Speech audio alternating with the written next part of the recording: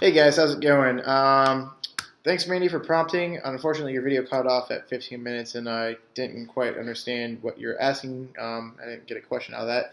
But that's okay. I'm just going to work with what I've got here and go off of the article on a conceptual framework for understanding race, class, gender, and sexuality by Lynn Weber. And more specifically, I'm going to talk about the idea of the concept of masculinity being socially constructed through the working class and later on in college by forcing an economic standpoint of masculinity.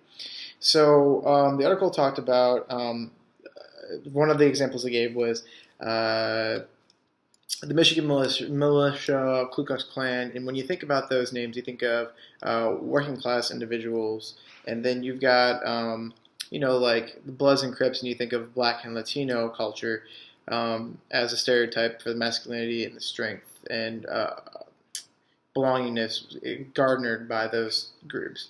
Now, those are what are being portrayed as like typical stereotypes for masculinity and group involvement in relations. Now, they go on later to talk about the athletically talented white middle class men, and they also talk about those being cultivated in college into a different type of masculinity in the sense of economic, and that being portrayed as a white man being in a strong, powerful position of economic standing, and often referred to as the middle class. And it quotes here, "Real men as those who have power in the economic realm, where ownership, authority, competitiveness, and mental, not physical labor are valued." And that is now this is being portrayed as a dominant trait of capitalist economy masculinity. And so that's what's being perceived, and it kind of goes on to the idea that masculinity is being set by a social construct, and in order to be successful, you have to go through, get a degree, and those who are, academically and physically sound are pushed through college, and then pushed through later on to become a middle class worker and become more masculinely set. At least that's what I'm interpreting from this. I could be entirely wrong, but it also goes on later to say that misogyny and homophobia, as exhibited in extremely derogatory language toward women and gay men in the context of sports, serve as a bonding agent for heterosexual men by separating them from anything feminine. And then later on to express strong anti-gay sentiments enables men to be intimate without being sexual. And objectifying women through derogatory language enables men to be sexual without being intimate, a process that fits with maintaining a position of control over women and men of lower status in race, class, gender, and sexuality's hierarchies. So what it's getting at is that what it boils down to is they're defining in a way masculinity as a sort of control and power over other people who, in the sense with masculinity being the normative here, who are less masculine. It gives the one side where it doesn't really talk about femininity very much. You define femininity by using masculinity. So I'm going to kind of try to ask myself a question, I suppose, and frame a question to myself.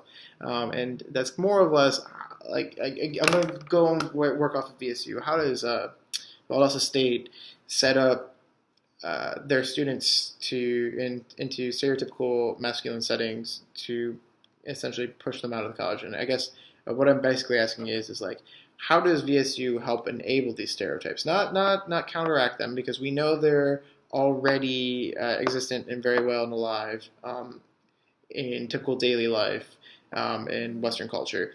So I guess my question is how can you identify them? And so I'm going to basically answer my own question by stating there are various roles. For example, my residents use they are very frequent users of saying, "That's gay, you're a faggot," and they throw those words around quite a bit, and it's something we've been working on here in this building. But they use it as a way of bonding with each other, as the article cites by Weber. They use this as a bonding agent to, like discourage femininity, and for some reason they view this as perfectly okay, and that's again something we're working on in this building is programming around that. Got a cool thing set up for that, so I'm hoping that like curbs that lately soon. But that's beside the point. So that's kind of one of the things being expressed. They're using that as a clear form of bonding. They do this in sports that I've seen them play in, and they do this in various other things. There are other.